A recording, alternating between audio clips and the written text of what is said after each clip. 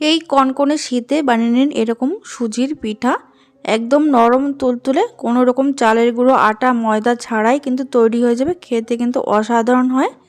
এই সুজির পিঠা বানানোর জন্য সবার প্রথমে নিয়ে নিচ্ছি আমি 1 কাপ সুজি। এবার এর মধ্যে দিয়ে দিচ্ছি হাফ কাপের থেকে একটু কম গুঁড়ো করা চিনি। তবে মিষ্টি আপনারা আপনাদের পছন্দ অনুযায়ী কম বা বেশি করতে পারেন।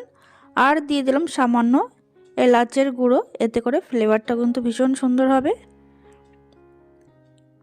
তারপরে দিয়ে দিচ্ছি 1 চিমটি মতন নুন।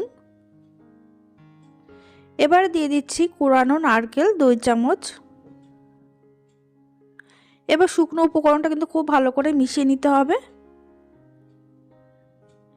চিনি যেহেতু আগেই গুঁড়ো করা ছিল তাই একটু জমাট বেঁধে গেছিলো, আপনারা চাইলে সঙ্গে সঙ্গে গুঁড়ো করে নিতে পারেন। ভালো করে মিশিয়ে সাইডে রেখে দিয়েছি। এবার দেখুন কড়াইতে দিয়ে দিচ্ছি হাফ চা চামচ ঘি। ঘিটা গলে যাওয়ার পর এবার এর মধ্যে দিয়ে দেব হাফ কাপের থেকে একটু বেশি জল। জল দিয়ে এবার খুব ভালো করে মিশিয়ে নিচ্ছি। এবার গ্যাসের ফ্লেম এই সময় আমি মিডিয়ামে রেখেছি। জলটা যখন এরকম ফুটতে শুরু করবে তখন এর মধ্যে সুজির যে মিশ্রণটা সেটা কিন্তু আস্তে আস্তে ঢেলে দিতে হবে।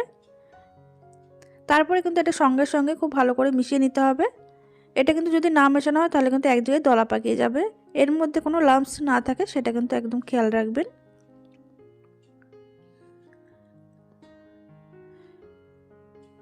গ্যাসের আঁচ এই সময় আমি একদম লোতে রেখেছি। লোতে রেখে কিন্তু খুব ভালো করে মিশিয়ে নিতে হবে। 2 থেকে 3 মিনিট মিশিয়ে নেওয়ার পর জলটা পুরো শুকিয়ে গেছে। এবার এটা ঢাকা চাপা দিয়ে গ্যাস অফ করে আমি 5 মিনিট রেস্টে রেখে দেব। 5 মিনিট পর ঢাকনাটা খুলে নিয়েছি। এবার এটা দেখুন এখনও কিন্তু বেশ নরম রয়েছে। এটা কিন্তু আমি একটা বাটিতে ঢেলে নিচ্ছি। এবার উষ্ণ গরম থাকা অবস্থায় কিন্তু এই সুজির যে ডোটা হাত দিয়ে খুব ভালো করে মেখে নেব। আপনারা চাইলে হাতে সামান্য একটু ঘিও লাগিয়ে নিতে পারেন। দেখুন 1 মিনিট খুব ভালো করে এই ডোটা মেখে নিচে আর একটা স্মুথ ডো তৈরি হয়ে গেছে। এবার এই ডো থেকে একটু বড় বড় সাইজে লেচি কেটে নিচ্ছি। লেচিটাকে কিন্তু খুব ভালো করে এইভাবে গোল করে নিচ্ছি।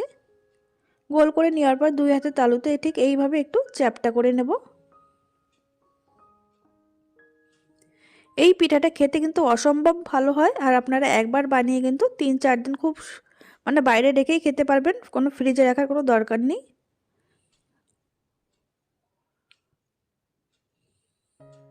দেখুন একটা হয়ে গেছে, আমি আরেকটা করে দেখাচ্ছি। আর এটা কিন্তু বানাতে খুব একটা বেশি সময় লাগে না। সুজির ডো তৈরির থেকে 15 থেকে 20 মিনিটের মধ্যে কিন্তু খুব সুন্দরভাবে পিঠাটা তৈরি হয়ে যায়। আর এটা খেতে এতটাই ভালো হয় যে একটা খেয়ে কিন্তু মন ভরবে না, আপনার কিন্তু খেতে ইচ্ছাই করবে। দেখুন এইভাবে আমি প্রত্যেকটা চ্যাপটা করে ঠিক এইভাবে বানিয়ে নিচ্ছি। এখানে একটা বানিয়ে নিয়েছি, বাকিগুলো পরে বানিয়ে নেব। এবার দেখুন ভাজার জন্য একটা কড়াইতে বেশ খানিকটা সাদা তেল গরম করতে বসিয়েছি। তেল যখন মিডিয়াম গরম হবে তখন একে একে এই সুজির পিঠাগুলো কিন্তু দিয়ে দেব আমি।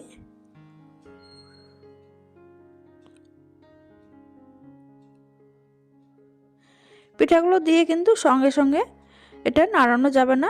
কয়েক সেকেন্ড পর একটু দেখবেন তেলের উপর ভাসতে শুরু করেছে। তখন এই পিঠাগুলো কিন্তু খুব সাবধানে একটু এরকম খুন্তির সাহায্যে বা স্প্যাচুলার সাহায্যে কিন্তু খুব সাবধানে উল্টে দিতে হবে, না হলে কিন্তু ভেঙে যেতে পারে। দেখুন একে একে সবকগুলো পিঠা কিন্তু তেলের উপর ভাসতে শুরু করেছে আর আমি সবগুলো পিঠা ঠিক একইভাবে উল্টে দিচ্ছি। এইভাবে উল্টে পাল্টে মিডিয়াম আঁচে কিন্তু ভেজে নেব। দুপাশে যখন এরকম কালার চলে আসবে তখন এগুলো তেল থেকে তুলে নিতে হবে। দেখুন দুপাশ কিন্তু খুব সুন্দরভাবে ভাজা হয়ে গেছে। এগুলো ভাজতে কিন্তু খুব একটা বেশি সময়ও লাগে না, খুব কম সময়ের মধ্যে ভাজা হয়ে যায়।